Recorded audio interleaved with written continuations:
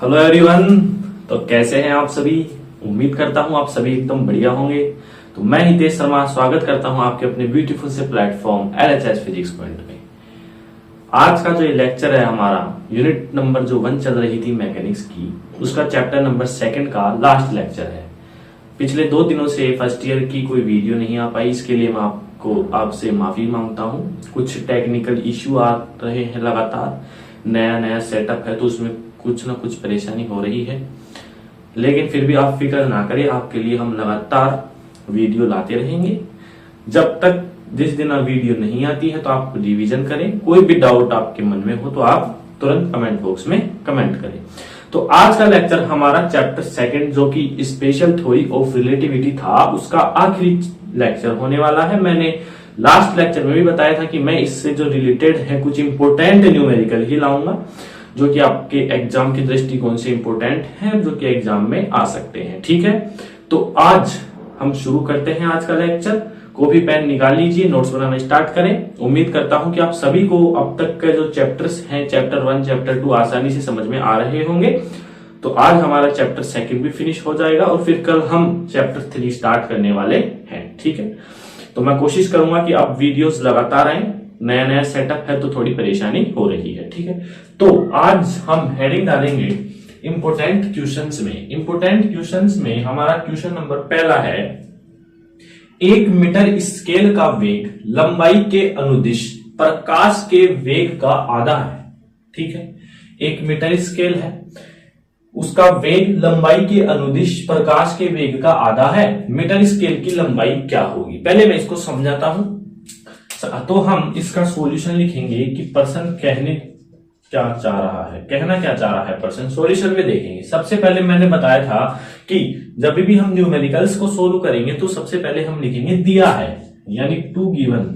हमें क्या क्या दिया है क्वेश्चन में वो देखते हैं। अब आपको ये कुछ लंबाई वगैरह आ रहा है, 1 मीटर स्केल का वेग लंबाई के अनुदिश प्रकाश के वेग का आधा है, तो मीटर स्केल की लंबाई। तो इस चैप्टर में लंबाई के एक टॉपिक था लंबाई का संकुचन। जब भी कोई छड़वी वेग से गतिशील थी तो उसके लंबाई में संकुचन कितना था। हम सबसे पहले दिया है, लिखते हैं कि 1 मीटर स्केल का वेग लंबाई के अनुदिश प्रकाश के वेग का आधा है। अब देखिए, हम जानते हैं कि सबसे पहले हम लिखेंगे, हम जानते हैं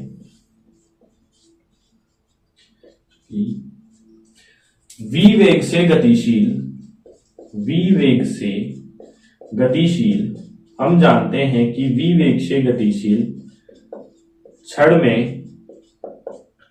लंबाई में संकुचन होता है। छड़ में लंबाई में संकुचन होता है, ये हमने पढ़ लिया है पिछले लेक्चर में। लंबाई में संकुचन होता है और ये इसीलिए मैं बोला हूं कि हम जानते हैं कितना होता है। L = L nought under the root 1 minus v² upon c²। जहां मैं फिर से याद दिला दूं, जहां L कौन सी लंबाई थी, संकुचित लंबाई। कौन सी थी, संकुचित लंबाई, जिसको हम क्या बोल रहे थे, आभासी लंबाई। और L नोट क्या है, वास्तविक लंबाई, जो कि छड़ की एक्चुअल में लंबाई थी। ठीक है, वास्तविक क्या है, ये लंबाई है। अब इस पर्सन में हमें दिया क्या है, इसके अकॉर्डिंग बताएंगे। देखो, 1 मीटर स्केल का वेग मतलब आपका जो मीटर स्केल है उसकी लंबाई कितनी है, 1 मीटर है। कितनी है, 1 मीटर। और वो क्या है, वास्तविक है। मीटर स्केल है वो v वेग से गतिशील है और उसकी लंबाई कितनी दे रखी है आपको, 1 मीटर। वो कैसी लंबाई है, वास्तविक लंबाई, मतलब वो क्या है, L नोट। तो हम यहां लिख देंगे L नोट = 1 मीटर। ये आपको समझ में आ गया। आगे चलिए, का वेग लंबाई के अनुदिश है प्रकाश के वेग का आधा है। प्रकाश का वेग कितना होता है, c होता है। तो प्रकाश के वेग का आधा है, यानी c/ क्या है, 2 है। समझ में आ गया। चलिए, वेग भी आ गया हमारे पास, L नोट भी आ गई है। तो अब हम क्या ज्ञात कर सकते हैं, आसानी से L ज्ञात कर सकते हैं, आभासी लंबाई। आता है L = L नोट की जगह मैं क्या लिखूंगा, 1। वास्तविक लंबाई ये देखिए 1 मीटर बोला है, वास्तविक लंबाई है, under the root 1 minus v का मान कितना है मेरे पास, c/2। अब c/2 का मैं स्क्वायर करूंगा तो मेरे पास क्या आएगा, c² / 4। सी स्क्वायर बाई 4, और ये सी स्क्वायर ऐसे की ऐसे है। समझ में आ गया? देखिए v की जगह मैं रखूंगा c बाई 2 और उसका square c by 4, C square by 4, तो सी स्क्वायर बाई 4 ऐसे कैसे लिए सी स्क्वायर था, इस सी स्क्वायर से सी स्क्वायर क्या हो जाएगा, कैंसिल। तो l is equal to 1 under the root 1 minus 1 बटा कितना 4। इसको मैं लिख सकता हूं, एक की कोई दिक्कत नहीं है, लिख भी सकते हैं, नहीं भी एलसीएम लू तो 4 माइनस 1 बटे 4, ये हो जाएगा अंडर द रूट 3 बटे 4। तो अब मेरे पास जो मीटर स्केल लंबाई के अनुदिश गतिशील है, मैंने बोला था जब भी कोई छड़ लंबाई के अनुदिश गतिशील होती है तो वह संकुचित होगी, ठीक है, लंबाई के लंबवत कोई परिवर्तन नहीं होगा। मतलब मीटर स्केल जो है, 1 मीटर जो स्केल है उसकी वास्तविक लंबाई वो लंबाई के अनुदिश गतिशील है, तो वो कुछ ना कुछ संकुचन होगा कि नहीं। तो अब ये संकुचित लंबाई, आभासी लंबाई आ रही है अंडर द रूट 3, मैं इसको ऐसे लिखता हूं, रूट 4 का 2 हो जाएगा, अंडर द रूट 3 की वैल्यू 1.732 अपॉन का 2 हो जाएगा, और जब इसको हल करूंगा तो 0.866 मेरे पास मीटर आ जाएगा, और ये इसका क्या हो जाएगा, आंसर। देखिए ना आप, 1 मीटर था स्केल जिसका कितना हो गया है, संकुचन होकर 0.866 मीटर हो चुका है। यह बिल्कुल इजी क्वेश्चन है लेकिन इंपॉर्टेंट है। आते क्वेश्चन इसी प्रकार से हैं, 1.5-2 नंबर के क्वेश्चन आएंगे इस चैप्टर से, जो कि इस लंबाई के संकुचन से ज्यादा क्वेश्चन आते हैं, इसलिए मैं वो करा रहा हूं। क्वेश्चन क्या था, 1 मीटर स्केल, मतलब 1 मीटर आपको समझ जाना है कि इसकी वास्तविक लंबाई दे रखी है, कितनी बोलिए, एल नोट दे रखी है, एल नोट दे दी 1 मीटर, लंबाई के अनुदिश चल रहा है, मतलब उसका संकुचन तो होना ही होना है, का वेग भी दे रखा है कितना, c/2, बस आपको क्या रखना है, मान रखना है, इसका आंसर हमें निकालना है। तो ये क्वेश्चन आपको समझ में आ गया होगा, बिल्कुल इजी है, यहां आप लगा देंगे इंपॉर्टेंट क्वेश्चन है ये, ठीक है, तो इसे नोट करिए आप, ठीक है। चलिए अब हम अगले क्वेश्चन की तरफ चलते हैं। तो ये था एक बिल्कुल इजी क्वेश्चन था हमारे पास, जिसको आपने आसानी से समझा, और इसके अलावा कोई भी परेशानी आए तो कमेंट बॉक्स में कमेंट करें, ठीक है। और आप ये ना समझे वीडियोस में कुछ दिक्कत आ जाती है, थोड़ा नया सेटअप है, कवर कर रहे हैं हम, धीरे धीरे सभी प्रॉब्लम्स को दूर करने की कोशिश कर रहे हैं, ठीक है। तो अगला क्वेश्चन है हमारे पास, क्वेश्चन नंबर 2, वो क्या है, देखिए, निर्देश तंत्र एस में, कोई निर्देश तंत्र है एस, उसमें यदि एक सदिश दे रखा है आपको 4i cap plus 3j cap से प्रदर्शित है, ठीक है, एक निर्देश तंत्र दिया है एस, उसमें कोई एक सदिश दे रखा है, मतलब एक तरह से आप डिस्टेंस मान सकते हैं, ठीक है, वो दे रखा है आपको 4i कैप प्लस का 3j कैप। निर्देश तंत्र एस डैश में यह सदिश क्या होगा, जबकि निर्देश तंत्र एस डैश एस निर्देश तंत्र के सापेक्ष 0.8 ci, ये पोटेंट है, 0.8 ci कैप वेग से क्या है, गतिशील है, 0.8 ci कैप वेग से क्या है, गतिशील है। समझ में आता है, मतलब एक निर्देश तंत्र था एस, उसमें कोई मैंने स्थिति सदिश है, मतलब कोई स्थिति सदिश एक डिस्टेंस होती है वो रखी हुई है 4i cap plus 3j cap. यह स्थिति सदिश एस डैश में क्या होगा, जब एस डैश एस निर्देश तंत्र के सापेक्ष 0.8 ci कैप वेग से क्या है, गतिशील है। तो देखिए इसमें इंपॉर्टेंट चीज क्या है वो मैं बता रहा हूं। देखो मेरे पास सबसे पहले अपन बताते भी चलते हैं, लिखते भी चले हैं, सोल्व में हम लिखेंगे सबसे पहले 2 गिवन। अब देखिए सबसे पहले हमें क्या दिया है, एस निर्देश तंत्र में स्थिति सदिश, एस निर्देश तंत्र में स्थिति सदिश, एस निर्देश तंत्र में स्थिति सदिश कितना है, 4i कैप प्लस का 3j कैप, ठीक है।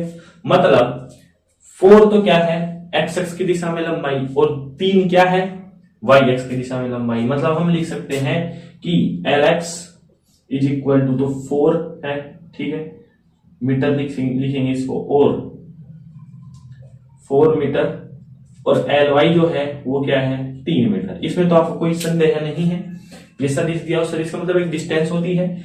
आई कैप यानी एक्स एक्स, आई कैप एकांक सदिश किस दिशा को व्यक्त करता है, एक्स एक्स को, तो आई कैप मतलब Lx is equal to 4 metre, Ly is equal to 3 metre, ये अपने को दिया है।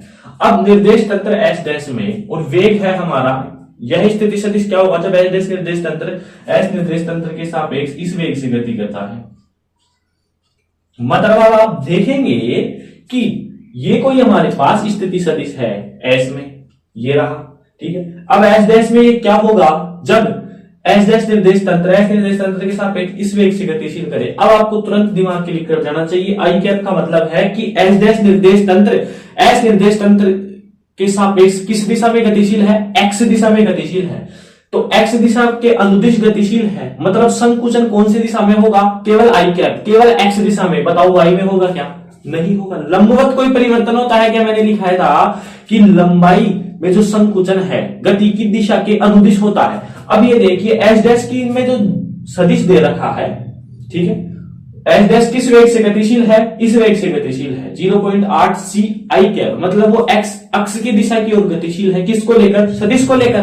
तो सदिश में परिवर्तन किस दिशा में होगा, केवल एक्स दिशा में होगा। वाई तो उसके क्या हो जाएगी, परपेंडिकुलर हो जाएगी, लंबवत हो जाएगी। मैंने लिखाया था लंबाई में संकुचन गति की लंबवत नहीं होता है, मतलब वाई वाला तो ऐसे की ऐसे ही रहना है। समझ में आ गया, इंपोर्टेंट लाइन यही थी। दोबारा देखिए, एस निर्देश तंत्र में कोई सदिश था ये, ठीक है, और यही सदिश एस डैश में क्या होगा, जब एस डैश निर्देश तंत्र 0.8 सी आई कैप वेग से गतिशील है। अब देखिए समझना क्या है, यहां पर सदिश दे रखा था एस में, अब वो एस डैश में है और एस डैश 0.8 सी आई कैप का मतलब एक्स दिशा की ओर गतिशील है। तो मैंने बताया था कि लंबाई में संकुचन गति की दिशा के अनुदिश होगा, मतलब लंबाई में संकुचन केवल एक्स दिशा में होगा, वाई दिशा में होगा क्या, नहीं होगा। क्यों, क्योंकि वाई दिशा एक्स अक्ष के क्या है, लंबवत, और लंबवत में कोई संकुचन नहीं होता है। बस अभी आंसर आ जाता है हमारा।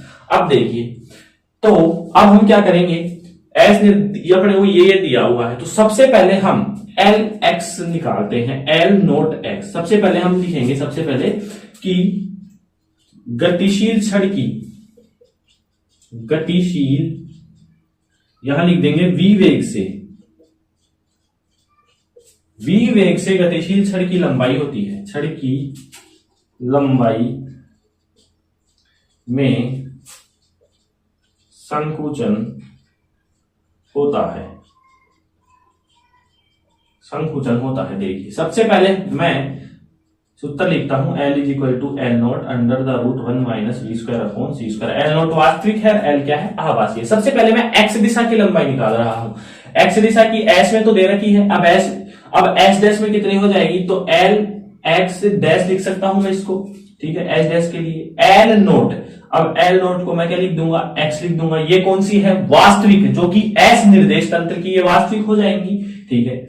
1 माइनस वी स्क्वायर, वी का मान कितना है यहाँ पर 0.8 सी आई कैप, आई कैप का स्क्वायर करूंगा, एक अक्ष का एक 0.8 सी का करूंगा तो 0.64 सी स्क्वायर अपॉन का सी स्क्वायर से सी स्क्वायर कैंसिल हो जाएगा। L X dash is equal to L nought X का मान देखिए। अब आप एल नोट एक्स क्या है, एक्स दिशा में वास्तविक लंबाई। अब एस निर्देश तंत्र में था तो इनकी ये लंबाइयां वास्तविक है, मतलब एल एक्स कितना है 4, तो ये लिख दीजिए 4 अंडर द रूट 1 माइनस 0.64 कितना हो जाएगा 0.36। इतनी सी कैलकुलेशन तो आपको आती है, सिंपल है, मैथ के स्टूडेंट हैं आप। तो 4, अब देखिए 0.36, 36 का यदि मैं वर्गमूल करता हूं, 36 का स्क्वायर करें, 6 का स्क्वायर कितना होता है 36, और 36 का वर्गमूल कितना होगा 6 हो जाएगा, और 0.36 का 0.6 हो जाएगा, ठीक है। अब इसको और आसान तरीके से करें तो 4 गुणा 6/10 लिख सकता हूं मैं इसको, 2 से 2 कैंसिल, 5 यहां हो जाएगा 12/5, तो 5 दूनी 10, 2 बचे मेरे पास 20, तो कितना हो जाएगा 2.4 अपने पास आ जाएगा मीटर, ठीक है। ये तो हो गया एक्स दिशा की बात। अब L Y dash is equal to रहेगा एल वाई के, क्यों, क्योंकि लंबवत में कोई संकुचन नहीं होता है, लंबवत दिशा में कोई संकुचन नहीं होता है, संकुचन नहीं होता है। समझ में आ गया। अतः हमारा स्थिति सदिश होगा, मैं यहां लिख रहा हूं, अतः हमारा स्थिति सदिश होगा, स्थिति सदिश होगा किसमें, एच डैश में। देखिए एक्स दिशा में कितना आया, एल एक्स डैश 2.4 मीटर, मतलब हम इसको कैसे लिखेंगे, 2.4 i cap plus L Y dash कितना है, एल वाई, अब एल वाई कितना है 3 जे कैप। ये हमारा क्या हो जाएगा, इसको हम मीटर भी लिख सकते हैं, आंसर हो जाएगा। समझ में आ गया। तो ये था हमारे पास एक शानदार क्वेश्चन जिसका आंसर ये है। ये बस ये साबित करना चाहता है क्वेश्चन कि क्या आपको कॉन्सेप्ट क्लियर है। पहला क्वेश्चन बिल्कुल फॉर्मूले बेस्ड था, इसमें कुछ कॉन्सेप्ट लगा है, आपको वेग दिया हुआ था और वो वेग था एक्स दिशा की ओर गतिशील। तो इसने क्या आपकी कॉमन सेंस को जांचा है कि क्या ये इस वाई दिशा में जो लंबाई है उसमें भी परिवर्तन करते हैं क्या। हम क्यों करेंगे, हमारे को कॉन्सेप्ट क्लियर है। कॉन्सेप्ट क्या कहता है कि जिस दिशा में गतिशील है उसके अनुदिश ही लंबाई में संकुचन होगा। तो हमारा एस डैश निर्देश तंत्र एक्स दिशा में गतिशील है तो लंबाई में संकुचन भी एक्स दिशा में होगा, वाई दिशा में नहीं होगा। वाई दिशा की एज इट इज है, एक्स दिशा में हमने इस क्वेश्चन से निकाल लिया। वेग दे रखा था एल नॉट वास्तविक, अब एस निर्देश तंत्र में जो लंबाई है वास्तविक है तो एक्स दिशा में कौन सी है, 4 है। इस प्रकार से हमने ये सिंपल मेथड से आपको समझाने का प्रयास किया है। उम्मीद करता हूं आपको क्वेश्चन समझ में आया होगा, यहां तक आप नोट करें। चलिए अब हम चलते हैं अगले क्वेश्चन की ओर। ये सारे क्वेश्चन जो मैं करा रहा हूं वो वेरी वेरी इंपॉर्टेंट क्वेश्चन है, इनको नजरअंदाज नहीं करेंगे, आप बार बार निकालने का प्रयास करेंगे और फिर भी कोई आपको डाउट आता है तो आप जरूर कमेंट बॉक्स में कमेंट करें, ठीक है। पास ये भी वेरी वेरी क्वेश्चन है हमारे पास, क्या है वेरी वेरी इंपॉर्टेंट। किसी छड़ को उसकी लंबाई के अनुदिश, किसी छड़ को उसकी लंबाई के अनुदिश, उसको उसकी लंबाई के अनुदिश किस वेग से उसकी लंबाई जाए, उसकी लंबाई में 50 किया जाए, उसकी लंबाई में 50% क्या रह जाए, बोलिए छड़ है हमारा रह जाए, ठीक है। उसकी लंबाई, अब इसमें नया कॉन्सेप्ट लगेगा, पहला लंबाई, अब इसमें नया कॉन्सेप्ट लगेगा, पहला क्वेश्चन, तीसरा क्वेश्चन और दूसरा क्वेश्चन कुछ मैंने कॉन्सेप्ट लगाया, तीसरा क्वेश्चन और भी चलते हैं, आपको समझाते भी जाएंगे, हम इसके सॉल्यूशन पर चलते हैं, कौन सा नया समझाते भी जाएंगे, बताते भी जाएंगे कौन सा नया कॉन्सेप्ट। उसकी लंबाई के अनुदिश, लंबाई के अनुदिश किस वेग से गतिशील, मतलब कि ये कोई किस वेग से गतिशील, मतलब कि ये कोई इस प्रकार से कोई छड़, उसकी लंबाई के अनुदिश, मतलब ये लंबाई है उसी लंबाई के अनुदिश, उसको किस वेग से गतिशील किया जाए, उसको किस वेग से गतिशील किया जाए कि उसकी जो लंबाई है उसमें 50% जो लंबाई है उसमें 50% टिपिकल सा लग रहा होगा, अब नहीं लगेगा, देख अब समझा देता हूं, सा लग रहा होगा, अब नहीं लगेगा, देख समझा देता हूं मैं। सबसे पहले हम लिखेंगे 2 गिवन क्या दिया है, सबसे पहले हम लिखेंगे 2 गिवन, मैं लिख क्या सबसे पहले हमें मैं लिया है कि हमें कोई छड़ है दिया की लंबाई के अनुदिश गतिशील है, मतलब लंबाई के अनुदिश गतिशील। अब ये बोल रहा है कि उसकी लंबाई में 50, अब ये बोल रहा है कि उसकी लंबाई में, अब लंबाई में संकुचन जानते हैं कि अब लंबाई में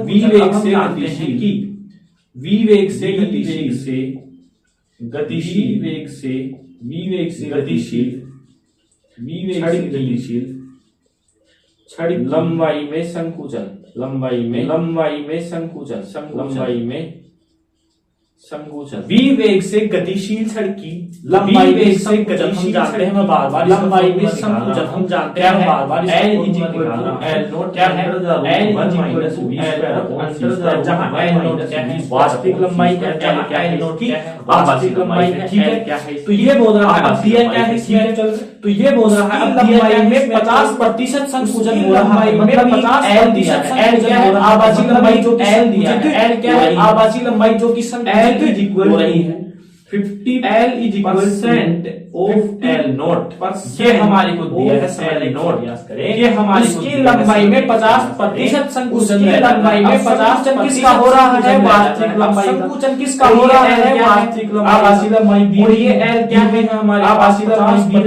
दी हुई है हमारे पास 50% संकुचन हो रहा है, समझ में आ गया होगा, मतलब L इज इक्वल टू 50 आ गया, मतलब L इज इक्वल टू 50 बटे 1/2 L, हमारे पास एक तो L दिया हुआ है, हमारे पास क्या है L दिया हुआ है, V पूछ रहा है, पूछ रहा है कि वह जो छड़ है किस वेग से गतिशील, पूछ रहा है कि वह जो छड़ समझ में आ गया उसकी लंबाई में 50% समझ में आ गया उसकी लंबाई में 50% लंबाई का, तो दी हुई क्या है हमारे पास आभासी लंबाई एल की क्या है फिर हमारे पास आवासीय लंबाई, एल इज इक्वल टू 50% मान रख दिया।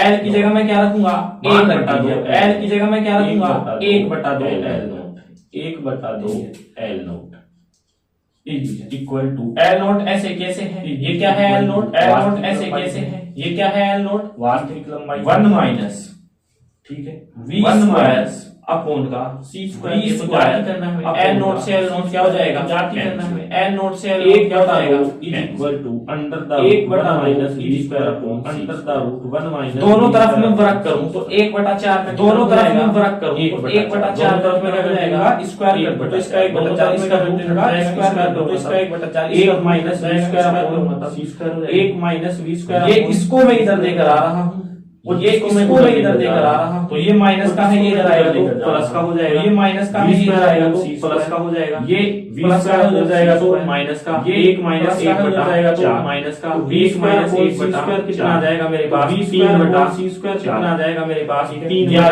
वी स्क्वायर अपॉन का सी स्क्वायर, ये आ गया 3/4। अब मैं इसको यहाँ पर लिख रहा हूँ 3/4 क्या आया मेरे पास वी स्क्वायर अपॉन सी स्क्वायर, क्या आया मेरे पास V square upon C square is equal to, ठीक है, जब 4 अपॉन सी में इसको ऐसे लिख सकता हूँ, इस v अपॉन सी में इसको ऐसे लिख सकता हूँ, लिख सकता हूँ, ये स्क्वायर उधर जाएगा तो क्या आएगा रूट आ जाएगा, ये स्क्वायर उधर जाएगा तो क्या आएगा रूट आ जाएगा 4 रूट और 3/4 टू कितना हो जाएगा, ये तो रूट 3 हो जाएगा और कितना आएगा ये तो कितना होगा 2 हो जाएगा और 4 ये सी उधर जाएगा तो सी हो जाएगा, v इज इक्वल जाएगा तो रूट 3 का मान कितना है 1.7, रूट 3 का मान कितना है 1.7, तो हमारे पास 2c v आ जाएगा हमारे पास 0.8 आ जाएगा 0.86 v is equal to 0.86 is equal to क्या हो जाएगा 8 हो जाएगा, जहां c क्या है क्या हो जाएगा प्रकाश का वेग है, जहां c इज इक्वल टू प्रकाश का वेग है 8 इज इक्वल टू 3 गुणा 10 की घात, ये आ गया है हमारा आंसर सेट। बहुत ही ये आ गया है हमारा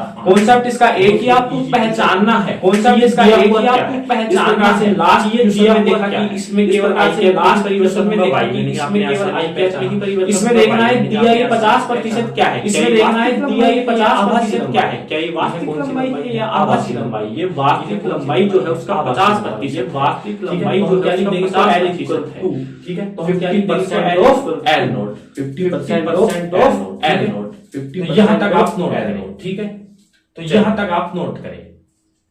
चलिए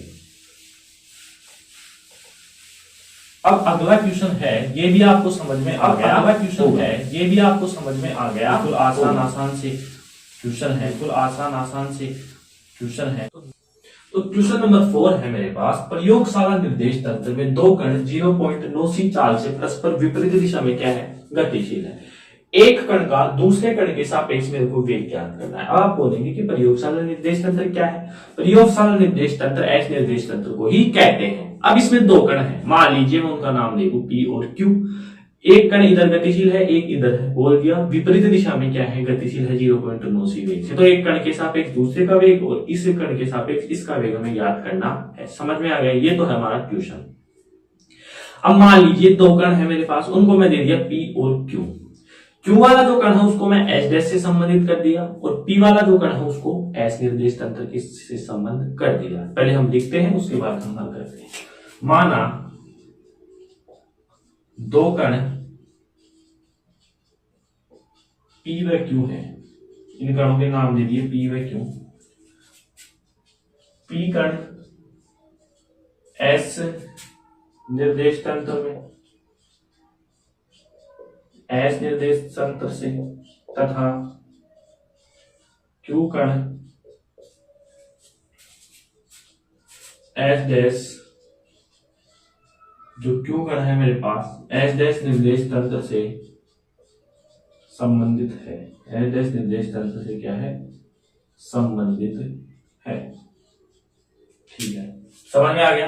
दो कण है P और Q, P कण S से और Q कण क्या है S डैश निर्देश तंत्र से संबंधित है। तो हम जानते हैं वेग रूपांतरण संबंध से, वेग रूपांतरण, अब वेग का क्वेश्चन है तो इसमें तो वेग रूपांतरण संबंध ही लगेगा।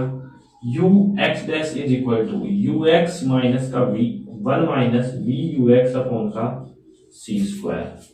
यदि ये फॉर्मूला कब है, यदि दोनों कण x दिशा में गतिशील हो, दोनों कण एक्स दिशा में क्या हो बोलिए, गतिशील हो। समझ में आ गया? दोनों का एक प्लस एक्स दिशा की ओर गतिशील है तो एक माइनस एक्स दिशा की ओर गतिशील है। ये तो था हमारा क्वेश्चन।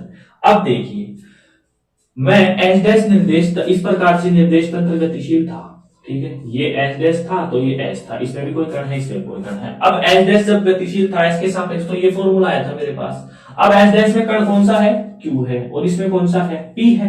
अब एच डैश का मेरे को क्या चाहिए, वेग चाहिए, किसके सापेक्ष, एच के सापेक्ष। अब एच डैश वाला जो कण है वो प्लस एक्स दिशा की ओर गतिशील है 0.9 वेग से। जब ये गतिशील होगा तो ये पीछे की ओर मतलब हमें लगेगा कि ये पीछे की ओर गतिशील है, मतलब ये इस प्रकार से गतिशील होगा माइनस का 0.9 वेग। अब मेरे को एच डैश का वेग चाहिए, इस कण का वेग चाहिए, किस कण के सापेक्ष, इस कण के सापेक्ष। यही तो बोल रहा है, इस कण का यू एच डैश का मतलब एच डैश में जो कण है उसका वेग, यानी एच डैश में जो ये कण है इस कण का वेग इसके सापेक्ष मेरे को चाहिए। मतलब यहां पर v का मान तो कितना है, माइनस का 0.9। ये देखिए, ये इस दिशा में, कंडीशन दोनों विपरीत दिशा में, एच डैश इधर गतिशील है तो पॉजिटिव है, ये हमें पता है, तो ये क्या होगा, नेगेटिव होगा। इस कण का वेग चाहिए मेरे को, यू एच डैश का मतलब इस कण का वेग चाहिए इस कण के वेग के सापेक्ष, तो इस कण का वेग कितना है, माइनस का 0.9। समझ में आ गया? और यूएक्स कितना है, 0.9 है। समझ में आएगा? इसका एक्चुअल में जो वेग कितना है वो तो है 0.9। दिशा के आधार पर वेग कितना हो जाएगा, माइनस का 0.9। चलिए आप मान रख दीजिए मेरे पास, u x dash is equal to, u x कितना है 0.9, माइनस माइनस क्या हो जाएगा, प्लस कितना 0.9, 1 माइनस v कितना है, माइनस का 0.9, और यू एक्स कितना है 0.9, तो इनका क्या हो जाएगा, माइनस माइनस में क्या हो जाएंगे, प्लस, और 0.9 का स्क्वायर अपॉन का सी स्क्वायर हो जाएगा। ठीक है, v और यू एक्स दोनों 0.9 है, तो ये गुणा होकर स्क्वायर हो जाएगा, माइनस माइनस क्या हो जाएगा, प्लस हो जाएगा। ये देखिए, दोबारा देखिए, हमारे को ये वेग रूपांतरण सूत्र कब था, जब एच डैश निर्देश तंत्र के सापेक्ष नियत वेग v से गतिशील था। अब एच डैश में मैंने क्यू माना है कण संबंधित, जिसका वेग इतना है। अब मेरे को इस कण का वेग, ये देखिए यू एच डैश मतलब इस कण का वेग इस कण के सापेक्ष चाहिए, इस कण के सापेक्ष वेग कितना है, माइनस का 0.9 वेग है। ये देख लीजिए, माइनस का 0.9 वेग है, और यू एक्स कितना है, इसका एक्स दिशा में वेग कितना है, वो है 0.9, एक्स दिशा में वेग कितना है 0.9। तो इस प्रकार से हमने वैल्यू रख दी है, वैल्यू जो है वो रख दी है। ये कितना हो जाएगा 0.9 प्लस 0.9 0.18 सी हो जाएगा ये, और ये क्या हो जाएगा, देखिए सी स्क्वायर से सी स्क्वायर कैंसिल हो जाएगा, और 0.9 का जो स्क्वायर है वो कितना हो जाएगा 0.81, तो ये कितना हो जाएगा 0.18 अपॉन का 1.81 सी बार है, ये 0.18 और ये 1.81 हो जाएगा। ठीक है, अब मैं इसको सोल्व करें, यदि u x dash is equal to, तो हमारे पास क्या क्या आएगा, देखिए इस ऊपर क्या आ जाएगा 18 आ जाएगा, यदि मैं दशमलव से दशमलव कैंसिल करूं तो नीचे आ जाएगा 181 सी हो जाएगा। ठीक है, अब देखिए 0 पॉइंट यहां पर मैं लगाऊं तो कुछ मेरे पास मान आएगा 925 और सी ऐसे ये इसका क्या रहेगा आंसर, मीटर प्रति सेकेंड। तो ये है इसका आंसर। समझ में आ गया? मतलब समझने का प्रयास, हर क्वेश्चन अपने आप में एक नया कॉन्सेप्ट ला रहा है। ये क्या लाया कि दो निर्देश तंत्र, मतलब एक प्रयोगशाला निर्देश तंत्र एस जिसको बोलते हैं, उसमें दो कण हैं, एक दूसरे के विपरीत गतिशील है। तो हमने मान लिया एक को पी दे दिया, एक को क्यू दे दिया, क्यू वाला कण एच डैश से संबंधित कर दिया, पी वाला एस से। इस प्रकार से फॉर्मूला इसी कारण से आया था। अब यू एक्स डैश का मतलब एच डैश निर्देश तंत्र में गतिशील कण का वेग। अब मेरे को इसका चाहिए वेग किसके सापेक्ष, इस कण के सापेक्ष। तो इस कण का सापेक्ष वेग कितना है, माइनस का 0.9 और यू एक्स जो प्रारंभिक वेग था, अब t बराबर 0 समय पर प्रारंभिक वेग होगा, वो कितना था जब दोनों समपाती होंगे किसी समय पर, वो 0.9 है। तो ये 0.9 इस प्रकार से मैंने इसकी कैलकुलेशन की है। तो उम्मीद करता हूं कि आज के जो ये हमारी 4 वेरी वेरी इंपोर्टेंट न्यूमेरिकल थे वो आपको समझ में आ गए होंगे। ठीक है, यहां तक आप इसको नोट करें। तो ये आपने नोट कर लिया होगा। अब हमारा जो मैकेनिक्स जो बुक है उसका यूनिट नंबर 1 के 2 चैप्टर कंप्लीट हो चुके हैं। ज्यादा से ज्यादा इस वीडियो को या इन अब तक की जो 2 चैप्टर्स हैं उनको फर्स्ट ईयर के जो स्टूडेंट है वहां तक शेयर करें। अब मैं कोशिश करूंगा कि कोई भी टेक्निकल इश्यू नहीं आए, ठीक है। और ये जो इंपोर्टेंट 4 क्वेश्चंस हैं उनको बिल्कुल भी नजरअंदाज ना करें। बिल्कुल आसान क्वेश्चन है, मैंने बताया। पहला क्वेश्चन अपने आप में अलग था, दूसरा अलग कॉन्सेप्ट, तीसरा अलग कॉन्सेप्ट, चौथा वेग से संबंधित था। हालांकि क्वेश्चन इसमें लंबाई में संकोचन से ज्यादा पूछा जाता है, इसलिए उनके 3 क्वेश्चन लिए थे और एक मैंने वेग वाला ले लिया है, ठीक है।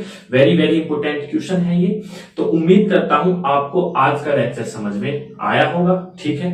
तो मिलते हैं एक नए चैप्टर के साथ। यहां तक 2 चैप्टर तक हमारे जड़त्वीय निर्देश तंत्र थे, वो हमारा कंप्लीट हो चुका है। अगला जो चैप्टर है, चैप्टर नंबर 3, वो चलेगा अजड़त्वीय निर्देश तंत्र। वे निर्देश तंत्र जिसमें न्यूटन के प्रथम और द्वितीय नियम लागू नहीं होते हैं तथा बाह्य बल की अनुपस्थिति में कण की गति त्वरण सहित दिखाई देगी। वो कैसे निर्देश तंत्र कराते हैं? अजड़त्वीय। और जड़त्वीय क्या होते हैं? वे निर्देश तंत्र जिसमें न्यूटन के प्रथम और द्वितीय नियम लागू होते हैं, बाह्य बल की अनुपस्थिति में कण की गति त्वरण क्या दिखाई देती है? रहित दिखाई देती है। ये था हमारा जड़त्वीय निर्देश। समझ में आ रहा होगा, वेग नियत था इसमें। और अजड़त्वीय निर्देश तंत्र हमारा कल से चैप्टर 3 चालू हो रहा है, जिसमें आपको डेफिनेशन समझ में आ गई होगी अजड़त्वीय की, जिसमें न्यूटन के प्रथम और द्वितीय नियम लागू ही नहीं होते हैं और बाह्य बल की अनुपस्थिति में कण की गति त्वरण सही दिखाई देती है। ये था जड़त्वीय निर्देश तंत्र। सभी इसमें त्वरित निर्देश तंत्र, घूर्णी निर्देश तंत्र, इनका हम अध्ययन करेंगे। तो ये 2 चैप्टर जड़त्वीय निर्देश तंत्र के थे। अगला चैप्टर आता है अजड़त्वीय का, उसको फटाफट से कंप्लीट करके हमारी यूनिट नंबर 1 मैकेनिक्स की कंप्लीट हो जाएगी, ठीक है। तो मिलते हैं एक नए लेक्चर के साथ, फिर से एक धमाकेदार शुरुआत के साथ। तब तक आप पढ़ाई करते रहें। All the very best.